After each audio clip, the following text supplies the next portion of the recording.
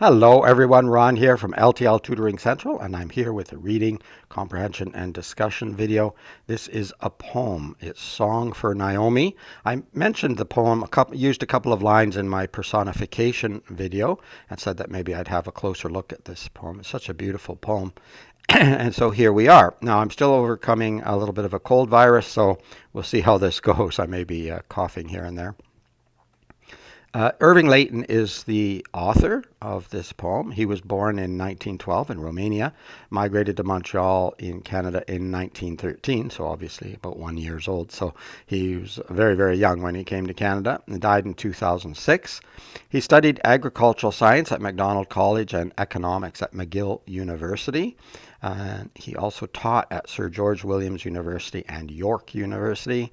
He's the officer of the Order of Canada and winner of the Governor General's Award. There is a lot more about Irving Layton. You can check out his official site and other information and biography information if you like. I just wanted to touch on some highlights. He was a controversial figure sometimes in his writing. Some people loved him, some people not so much. I think he has some incredible poems. I haven't read all of his material, so I can't really comment on the whole collection. But this is a beautiful poem, so we want to enter into it, and we want to enter into it with joy. We want to enjoy the poem. So we will talk about a few figurative devices, etc., but we're not going to analyze it to death. All right, let's have a look at the poem. Oh, just before we do, if you don't mind hitting that subscribe button, it helps the channel a lot. Thank you to everyone who has subscribed. The channel has been growing really nicely in the last few weeks, and we want to keep that going. Of course, you're welcome to comment and make suggestions on what you might want me to react to or might want me to talk about.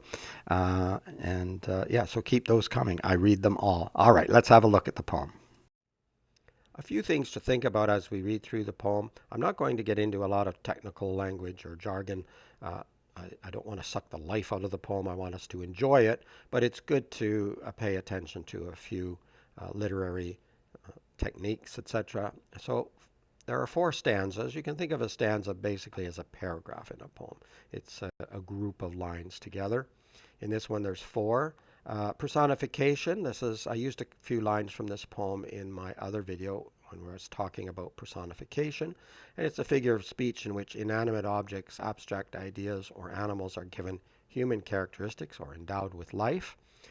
You can watch my other video on personification if you want to see a little bit more about that and how to differentiate it from another literary technique. Rhetorical question. That's a question asked in order to create a dramatic effect or to make a point rather than to get an answer. So it's not necessarily looking for an answer per se. It creates dramatic effect, but it helps you to engage, I think, with the poem or the story, in this case a poem, because it gets you thinking, it gets you wondering. And Layton uses a number of rhetorical questions throughout the poem. You'll see them as we go through. And also think about the theme or themes, and that's the unifying point or meaning of the story. And there are several themes, I think, that you can extract from this relatively small poem. So it's surprising how much can be packed into one little poem. So think about that as well. Song for Naomi by Irving Layton. Who is that in the tall grasses singing by herself near the water? I cannot see her, but can it be her? Than whom the grasses so tall are taller, my daughter, my lovely daughter? Who is that in the tall grasses running beside her near the water? She cannot see there. Time that pursued her in the deep grasses so fast and faster and caught her, my foolish daughter. What is the wind in the fair grass saying, like a verse near the water? Saviors that over all things have power make time himself grow kind, and kinder that sought her, my little daughter. Who is that at the close of the summer near the deep lake, who wrought her comely and slender? Time but attends and befriends her, than whom the grasses, though tall, are not taller, my daughter, my gentle daughter. All right, let's have a closer look. Here's the first 2 stanzas of the poem. Who is that in the tall grasses singing by herself near the water? I cannot see her, but can it be her? So I want to look a little bit at the rhyme scheme.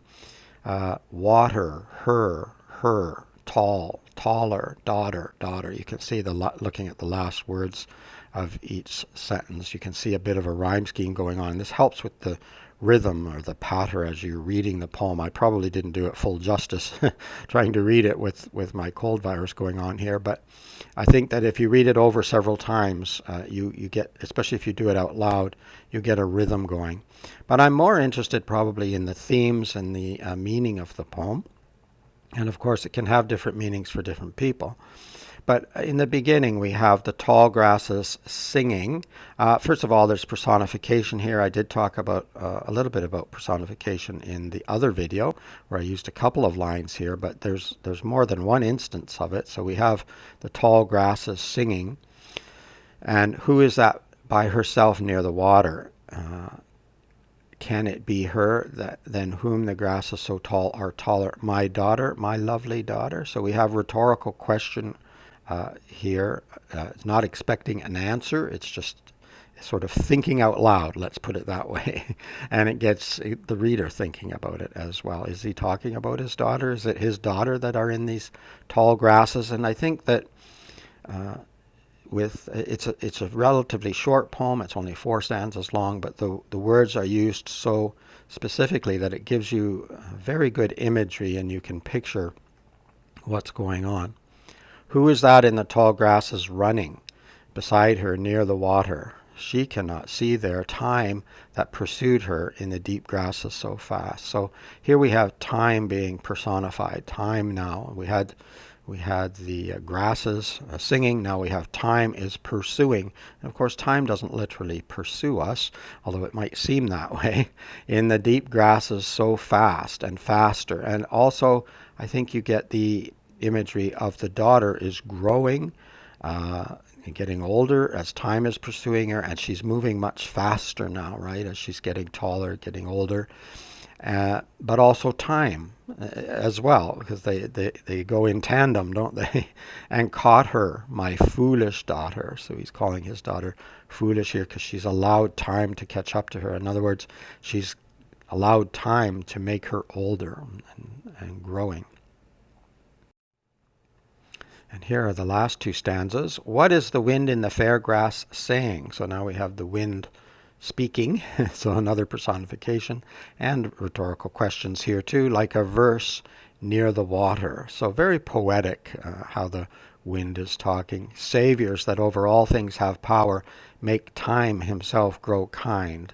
So he's asking, or maybe almost begging, that time becomes kind and kinder, that sought her, my little daughter. But his little daughter is growing. Who is that at the close of the summer, near the deep lake, who wrought her comely and slender? So you can picture the daughter as she's growing up and sort of losing that childish look and becoming taller and more slender. Time but attends and befriends her, than whom the grasses, though tall, are not taller. My daughter, my gentle daughter.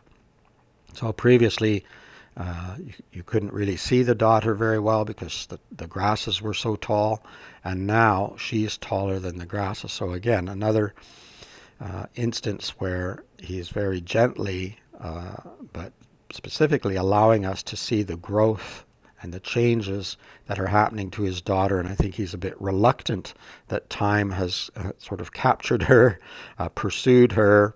But then he's also saying, and befriends her. So children want to grow up. Children want to become adults, generally anyway. But parents sometimes think they're growing up too fast. And that's the image, or that's the idea that I get here, is that it's a dad watching his daughter, and she's growing taller, but older as well, and seems like she's growing faster and faster. And isn't that true for all of us? But when you see your children growing very, very quickly, you don't want that childhood to disappear. You want to hold on to that.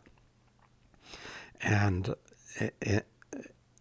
it seems to go faster and faster, but even for ourselves, and maybe that's it as well, maybe sort of self-reflecting that, I'm also getting older as my daughter's getting older and my children are getting older, right? Again, you have the rhyme scheme here. Her, slender, her, tall. So who wrought her, comely and slender, time but attends and befriends her, than whom the grasses, though taller, not taller, my daughter, my gentle daughter. So it has a beautiful flow and rhythm to it. I'm sorry, I'm choking up. It's that cold virus getting at me again here.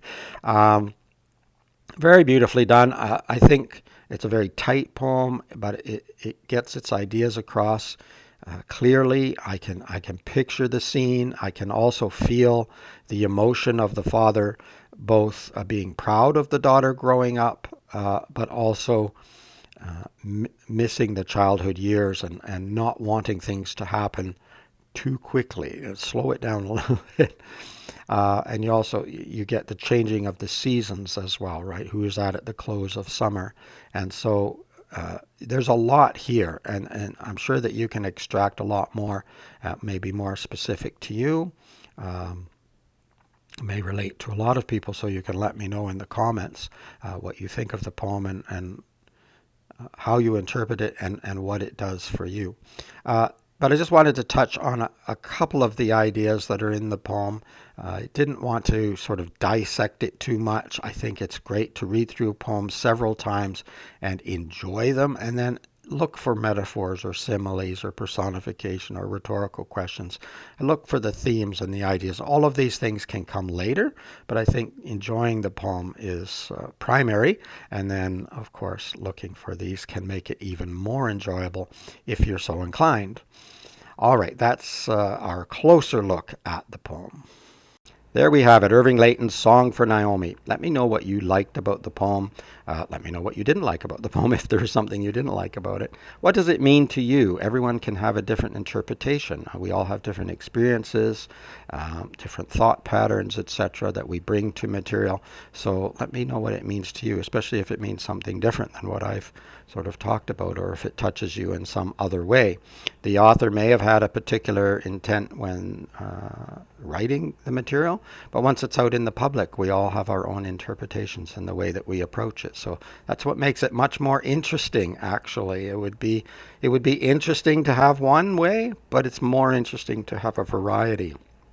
And poetry really lends itself well to that. We can extract so many different things. Even when I reread a poem, and sometimes that's the same with a novel or a story as well, uh, you see things in a different way. And especially if you haven't read it for a long time, you're in a different point in your life. And so you might interpret it differently than you did when you were much younger, for example. So anyway, let me know what you think of the poem and the themes and what it might mean to you. Let me know what else you would like me to either react to or discuss on the channel. Don't forget to hit that subscribe button. I'm starting to choke up here again from that virus. In the meantime, keep learning, keep having fun. It's Ron from L.T.L. Tutoring Central. Bye-bye for now.